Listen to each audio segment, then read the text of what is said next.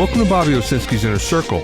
I'm Bobby Owsinski, and this is a show all about music, music production, and the music business. My guest this week is engineer, producer, musician, J.J. Blair. First of all, music piracy is evolving, or that's what a study wants you to think. For the most part, we're all under the same impression that streaming pretty much killed piracy. After all, why would you bother pirating something if you can get it pretty much for free?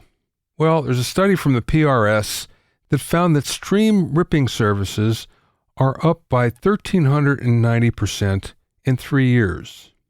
Now, that's a very deceiving figure because when you delve into it a little bit more, you find out that the number of services have gone up, but the actual stream ripping has actually gone down. According to this study, there are 17 stream ripping services. And if you look, there were only 4 or 5 a few years ago, and of course that's why all of a sudden you have this outrageous figure. Now it turns out that most of the time people are ripping the stream from YouTube, with Spotify coming up second and SoundCloud third. The thing about it is, if you go to those extremes, to rip a stream from YouTube, most likely you're never going to pay for it anyway, so the music business isn't really losing anything. Now, if you're wondering what the PRS is, it stands for Performing Rights Society, and they're the ASCAP BMI of the UK. It turns out that they have a vested interest, just like most of these industry associations, in telling you that things are bad, but they're there to help things get better. This is the classic case of that happening. So I urge you to look more carefully beyond the headlines of anything like this that looks like it's pretty outrageous and might be kind of scary at first, and you'll find out that maybe things aren't the way you're led to believe.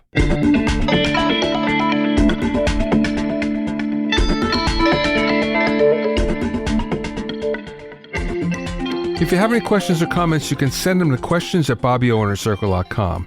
You can also sign up for my free vocal mixing techniques mini course at BobbyOwsinskiCourses.com and download free ebooks and PDFs on mixing, production, mastering, and social media at BobbyOwsinski.com/free-resources.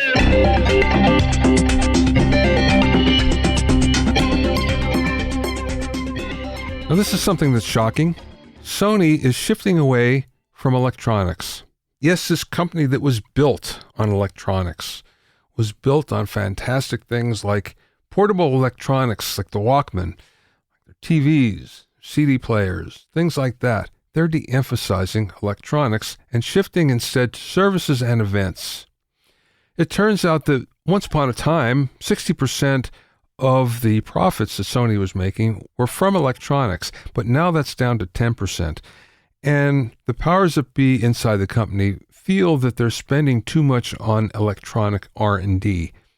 Now, if you look where they're actually making money, they're making most from financial services, then from movies, then from music, then from video games, and then semiconductors, and then electronics.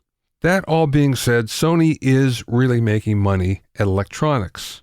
For instance, they're still big in cameras, both consumer and professional. They're big in TVs and displays. They're really big in audio gear. And they have a pretty big hit right now with the vlog cam, which isn't like the Walkman at all from the standpoint of sales, but it is a pretty big hit in that they're selling a lot of units.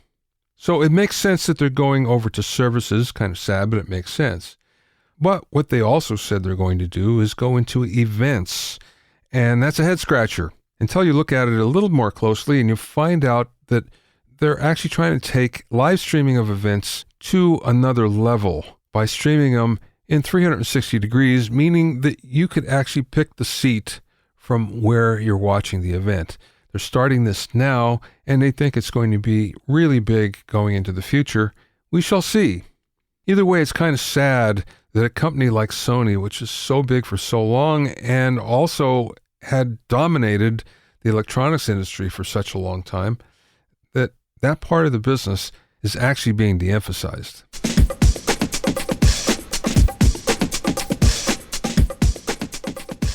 My guest this week is musician, engineer, and producer J.J. Blair, who who has a long list of engineering credits, including Joe Bonamassa, Kelly Clarkson, Jeff Beck, the Black Eyed Peas, Keith Urban, Weezer, and many more.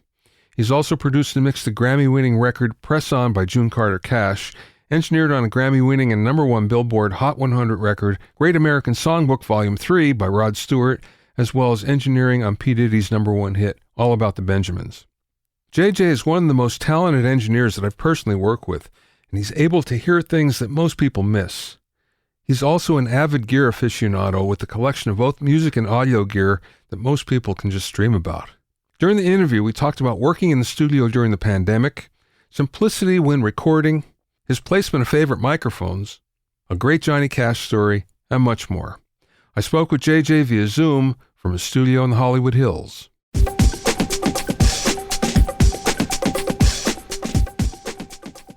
Let's start with COVID. How has your business changed? It's changed for everybody, but how specifically has that changed for you? Well, it's, gotten a lot spottier because, just in business is down. There's a lot of, and then certain projects that I've been working on have ground to a halt or whatnot, partly because of COVID and partly because of other things. But it's put a damper on a lot of stuff. I'm a little less busy, but there have been times that I've been extremely busy, but I just did like a big tracking thing for the first time in a while. And that was interesting because not everybody's on board with wearing their mask all the time. And I just only my assistant and I were the only people who were very, very diligent about never being in the studio without our mask on.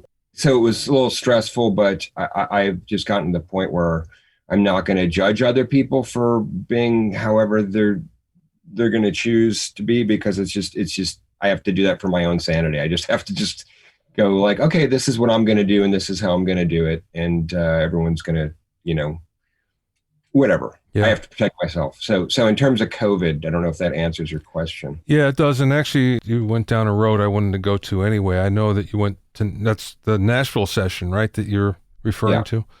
Where did you record there? I recorded at Sound Emporium, which was Cowboy Jack Clement's studio, which then became Sound. And, it was fun for me because some of my favorite country songs were recorded there, like Tulsa Time and Happiest Girl in the USA and stuff like that. It was a fun little experience. Did the studio, not the control room, but the studio, meet your expectations? Well, I had always heard that it's like one of the older rooms and it's a little run down or whatever, but I didn't find that. They had a brand new API Legacy console in there. We were supposed to record at Ocean Way, and Ocean Way got hit by lightning, which apparently is a recurring thing there because the studio sits on an iron ore deposit, but it also used to be the headquarters for Tony Alamo's church, so I think it's just cursed. So we had to cancel there and go over, and it doesn't have like Ocean Way's mic locker. They have a handful of decent mics, but I had to rent some stuff. But there was a fantastic live room and, decent outboard gear. And each room has an API. The main thing for me is a room's just got to sound good. The control room, I rented some Genelecs and they sounded really good in there. The live room sounded great. And there was a good console, and not every room can have, the Capitol mic locker or the East-West mic locker. That's just how it is. But and unfortunately, I didn't want to travel with too many mics. I did bring a bunch. It's different if I'm going into a studio in Los Angeles that doesn't have a great mic locker, but they have a good room. I can just show up with a ton of mics. Well, good. That was someplace else I wanted to go with you in terms of mics. And you seem to, like many engineers, use the same thing on the same instruments over and over. So I'm just curious, what did you bring and what did you use? Well, because it was Eric Gale's record, and Eric's, a renowned guitar player, and this is a guitar-focused record. And I did They had 167 there. And I've just settled into the thing. First off, to sidetrack, I've sort of gotten into simplicity. I've tried to figure out how to do as many things, maybe outside of drums. Drums is the only time where I'll try to use as many mics as possible. I've just tried to figure out how to use as few mics as possible to do something. And, the trend over the last, I don't know how many years is to add more and more mics onto guitar cabinets. It's like, oh, you got to have the 57 and the 121. Oh, and while you're doing that, don't forget to put the 414 taped to the side of the cabinet and Omni, whatever the hell it is. And I just decided like, hey, 67 a foot off worked for the Beatles. There's a picture from an early 70s session in the lobby there at Sound Emporium of they've got 67s like about 10 inches off on all the guitar cabinets. And when I did my first record with Joe Bonamassa producing, he was skeptical because he works with someone who I guess puts a lot of things on his cabinet. And I said, just try this and tell me if you like it. And he's like, wow, it sounds just like the cabinet. I'm like, well, that's the point, not the most cost-effective way to record guitar cabinets because 67s are expensive, but it works. And if we were at Ocean Way, they had a bunch of them. So we had one at Sound Emporium. I rented another one, and I brought my 367, which is the AC 701 version, essentially, which has a slightly better top end.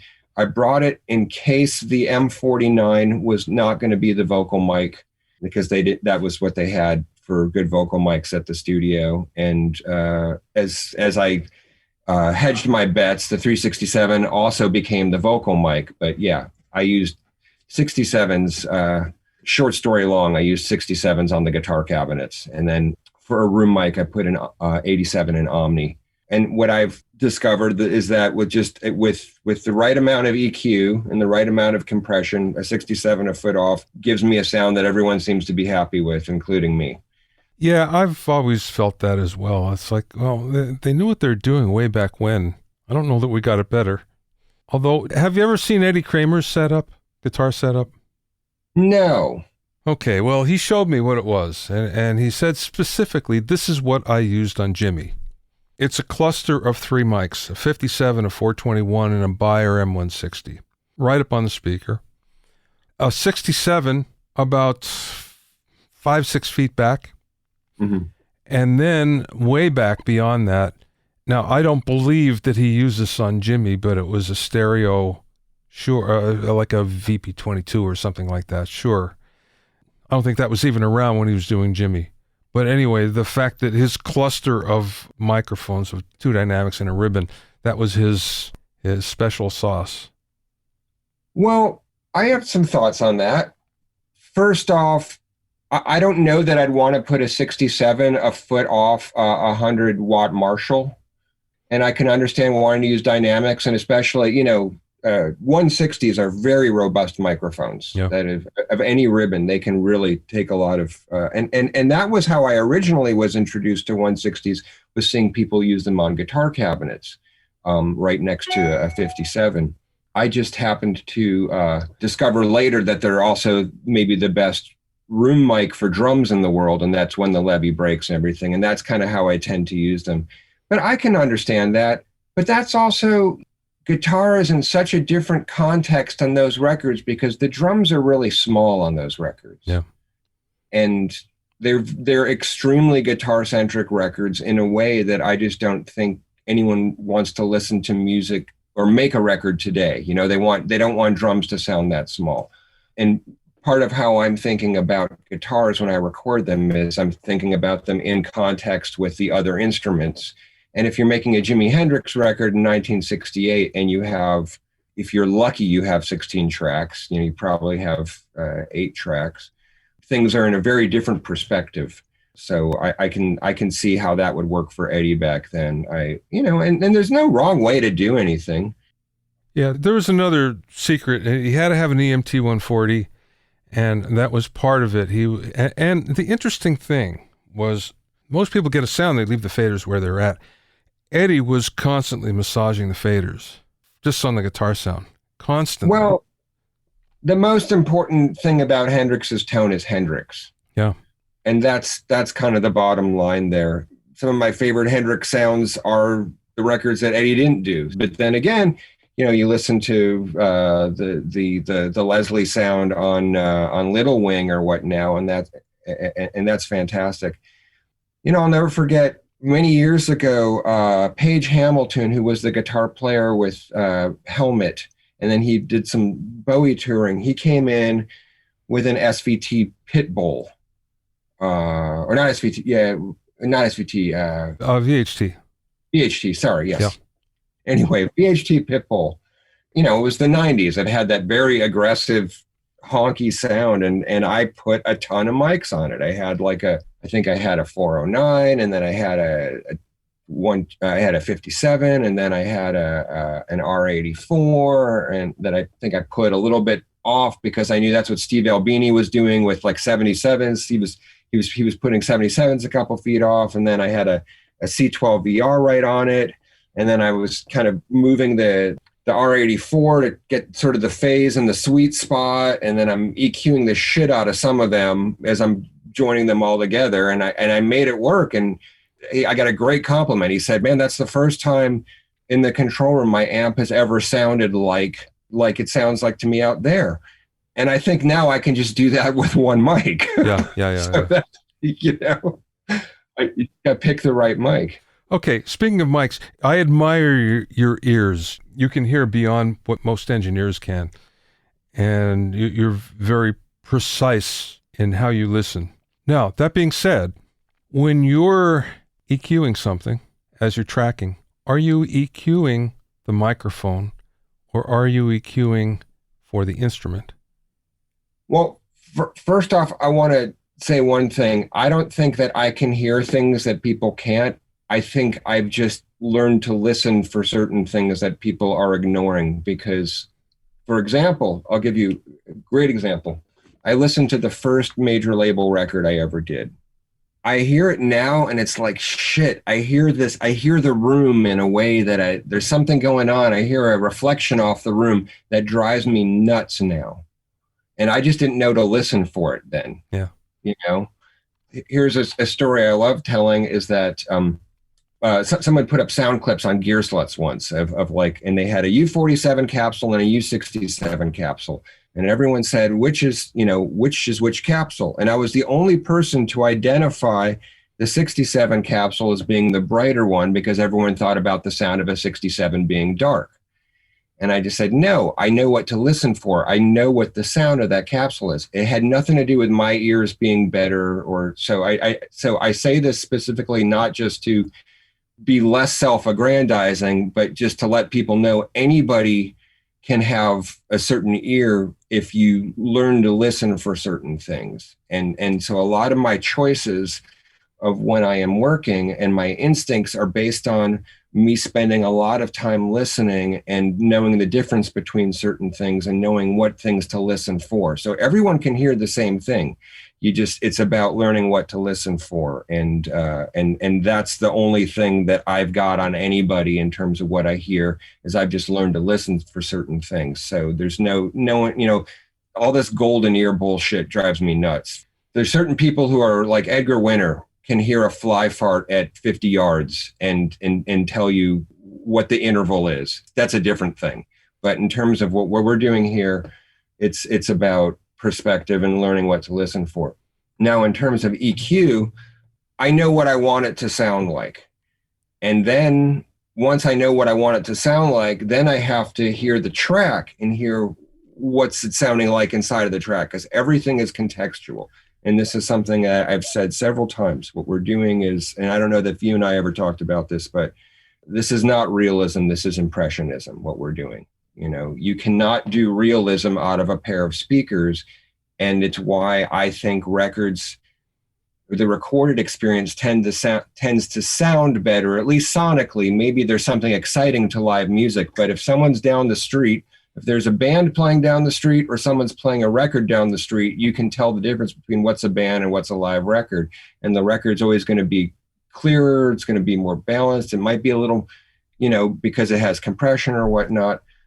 So my decision is based on I'm doing a Van Gogh rendering of what lilies sound like, not necessarily trying to give you the sound of lilies or water lilies. And if that makes any sense in terms that's how I'm, how much orange am I applying? Not how much orange is in the thing, but how much orange. So you get the picture in the context of all the other colors and shapes in that painting. You understand what it is. Right.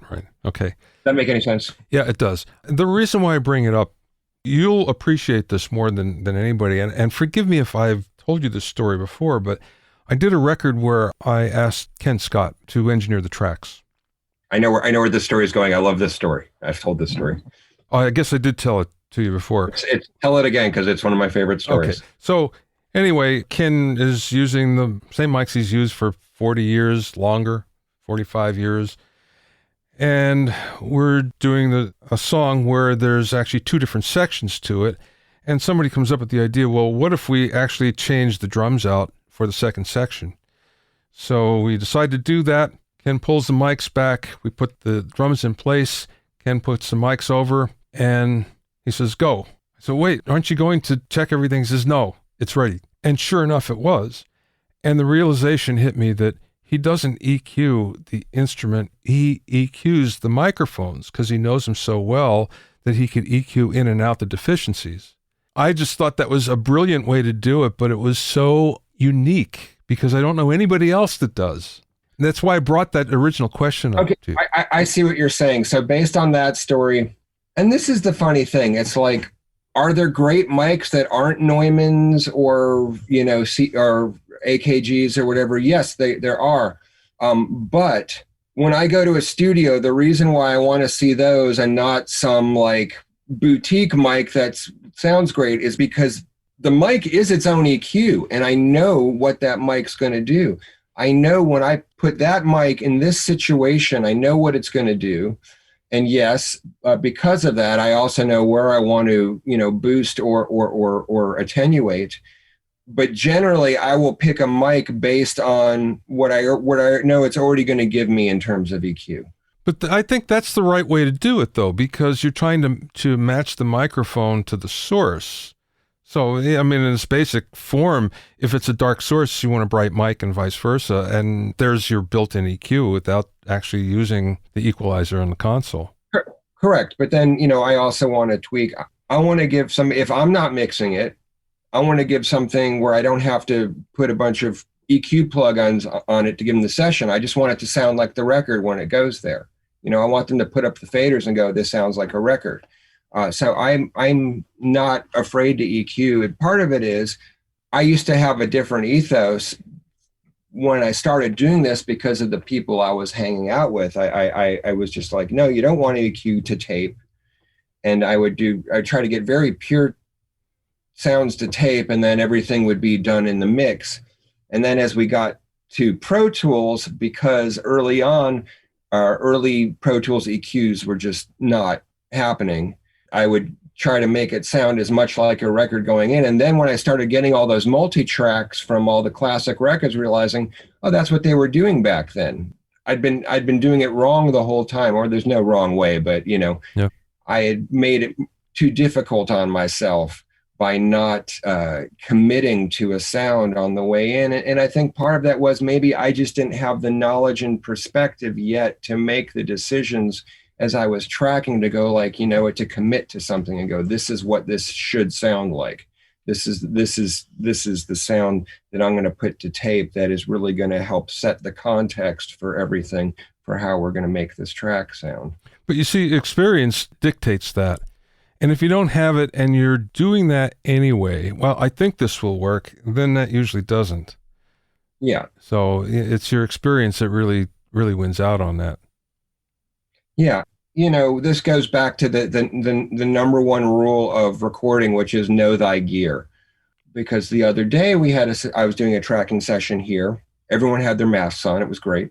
And sorry, my boss on the last record watches this. He's going to be pissed. But we decided not to track with the electric. We're going to track with the acoustic because that's where it went. And so we switched over and went through a couple different acoustics to find the one that kind of worked with the bass and drums and the vocals as we were tracking. But something just wasn't sitting right. It just wasn't sitting right in the mix. And I had an LA2A on it to try to, and it just wasn't working. And I just knew instinctually, this is wrong. This isn't working. What's going to put this acoustic in the place where it sits in this context? My little voice in my head said BA6A, go to the BA6A, plugged in the BA6A. There it was. It just sat perfectly. Why did I make that choice? Because I know my gear, because I know what each microphone sounds like. I know what each compressor sounds like. I know what each EQ can give me. And know your gear so that you don't have to stop and do a shootout in the middle of a bunch of guys trying to get the feeling of a song. We've talked about how that was a thing where a certain engineer made that really popular in the 90s we have to stop and listen to a bunch of different mic pre's. It's just like, no, you need to know ahead of time, because I don't want to impede the creative process with me being unable to get a sound based on something I hear. Yeah, but see, you understand that because you're a musician and you've done it for a living, so you know how that's supposed to work, especially in the studio. And there's a lot of engineers that don't appreciate that.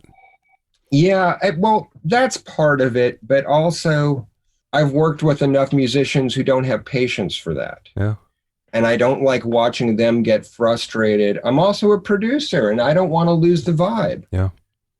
Like you got to know when the energy's in the room, and you have to be sensitive to that. And when you're trying to get creativity out of the people in the other room, you have to know when you're stepping on their toes and deflating the creative energy. And I work with a bunch of cranky old motherfuckers who've been doing this for a lot of decades, who just don't have the patience for certain things. Yeah. And they will let you know. I think I've told you the story about with Johnny Cash, how he had just come out of a coma and he'd saved up his strength for a week to do this one performance. And I didn't have a patch bay. I just had some ADATs, and I'm trying to like negotiate that whole thing. And he's letting me go. He's like, we got to do this. Like, are we ready? He's letting me know, like, it's time to do this. Like, get your shit together, because only have one take in me before I have to go take a nap for another 3 days.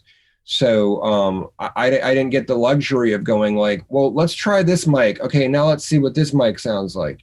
I got one take in the guy, and I got to get that. And he wasn't cranky. He was lovely, but some people are cranky.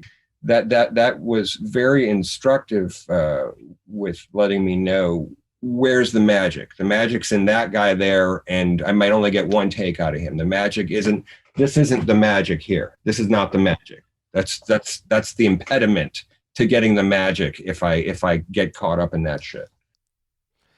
All right, you're building a new studio, and I'm curious if you've bought any new gear for it.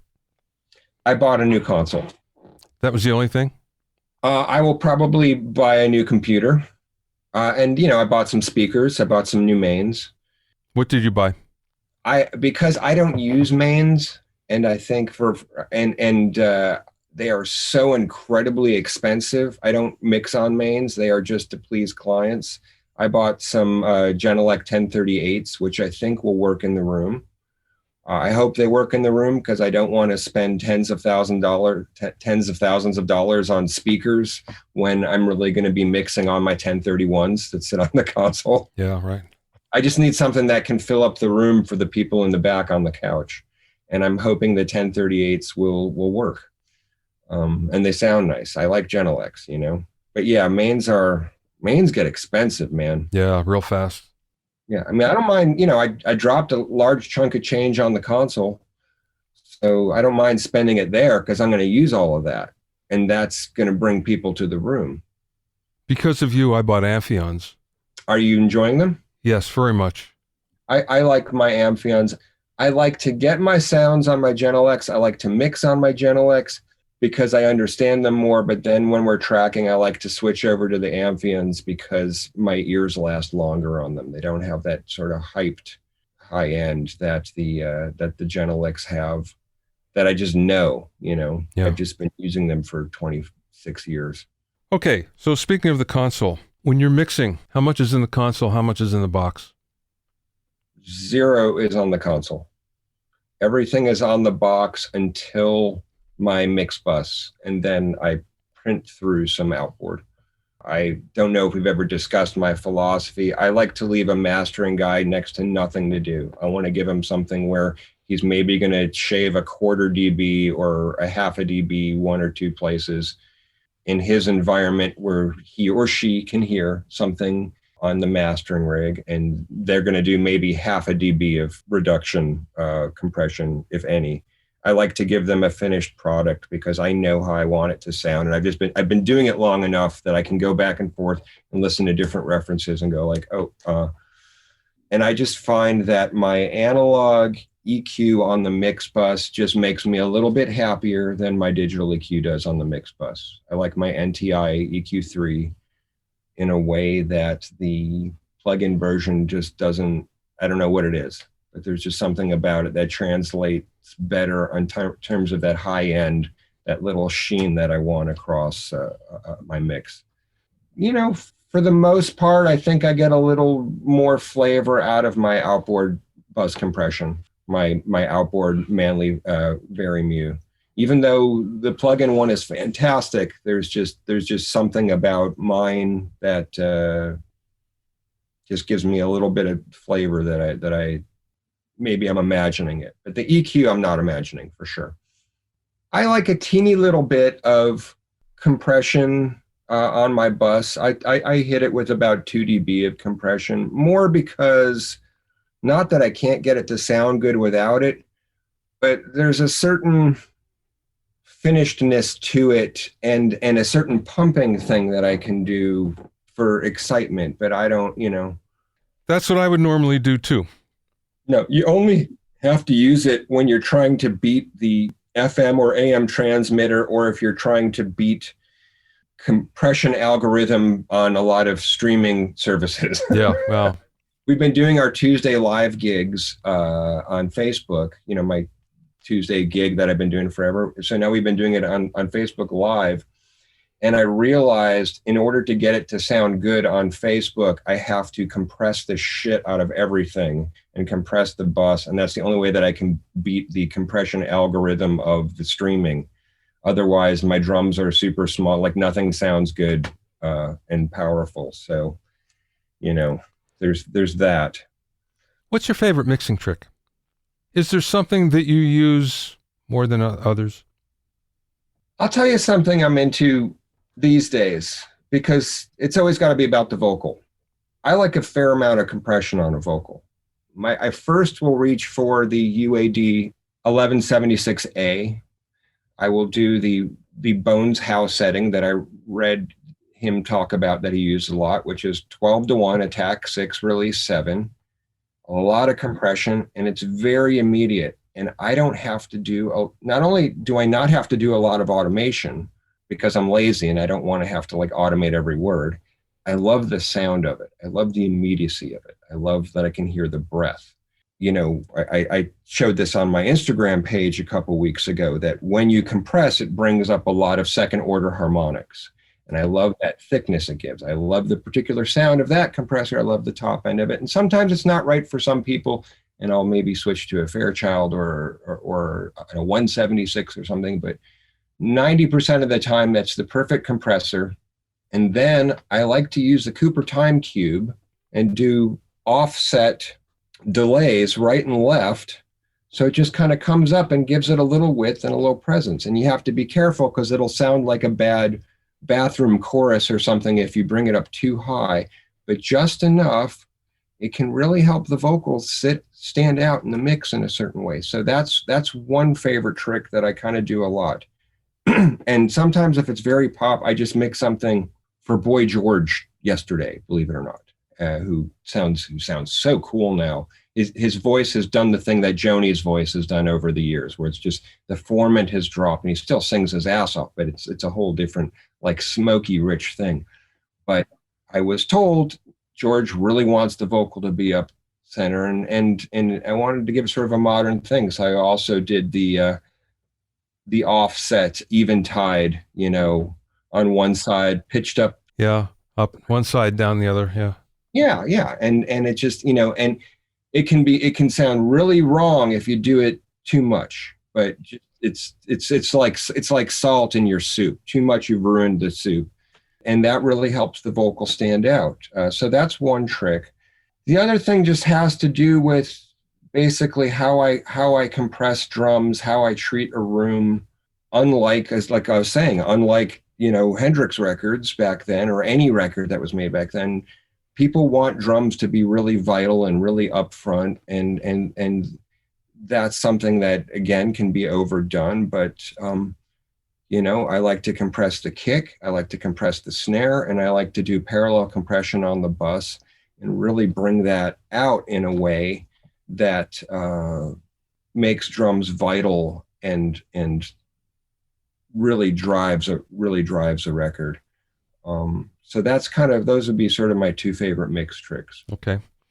Last question. Trends in the business. Now, this could be pre-COVID, post-COVID, doesn't matter. What do you see happening kind of like globally, long-term? So I'm the worst person ever at keeping my finger on the pulse of what's happening. I'm always behind. In terms of business trends, I'm really not sure. And that is not where I'm not great at predicting business trends. I don't know that I'm even great at predicting musical trends. I'll notice things that are happening. What have you noticed then? Well, like a couple years ago, I noticed every hipster wanted a shitload of reverb on their track. I noticed there was a period where I noticed everything needs a banjo. In terms of, everyone needs to distort the vocal right now. And my girlfriend, Bird York, who is a very accomplished recording artist and fantastic singer and songwriter, always likes to point out to me that it's bad to get too caught up in whatever production trend is good at the time, because it'll make you sound very dated. Now, there are certain things you can do that are classic and have endured forever. But I go back and I listen to certain records from the 80s and my head hurts because of the gated reverb or whatnot. So production trends can be they can be a trap, and they can really sort of take the timeliness out of your music. In terms of trends of what's going on, I notice everyone has to record from home. I've taken for granted how hard it is to record drums because with the drum tracks that I'm receiving from people, it's like, oh, that's right, it's a thing. It's not as easy as it looks. And so there is a trend of badly recorded stuff that, and it's just getting more so because musicians shouldn't have to be engineers. They should just be creative.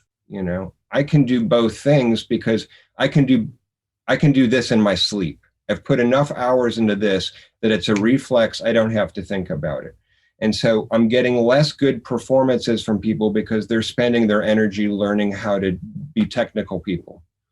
And so that's a trend that I think is making music worse right now. And there's a trend that I hate saying this because I don't want to put down a genre of music, but I think without citing it, there is a genre of music that is making music less musical, and it's lowering the bar. And I don't want to sound like a get off my lawn old fuddy-duddy, but there is music that is just not. It's some of our tools have made it too easy for people to make something that people can listen to, and I'm disappointed that we're not getting a higher bar for what the kids want to hear. You can find out more about JJ at jjblairrecording.com. That's JJ Blair, BLAIR recording, all one word, .com. You can also hear more from him on podcast number 181. Thanks for listening and being in my inner circle. Remember, if you have any questions or comments, you can send them to questions@BobbyOInnerCircle.com. To listen to other episodes of Bobby Owsinski's Inner Circle, go to BobbyOwsinski.com, select the podcast tab, or go to BobbyOinnerCircle.com, or you can find it on iTunes, Stitcher, Mixcloud, Google Play, Google Podcasts, Spotify, Deezer, TuneIn Radio, Radio Public, and Podbean. At BobbyOwsinski.com and BobbyOinnerCircle.com, you'll also find a sign-in form for my newsletter and for alerts for new podcasts. This is Bobby Owsinski. I will see you next time.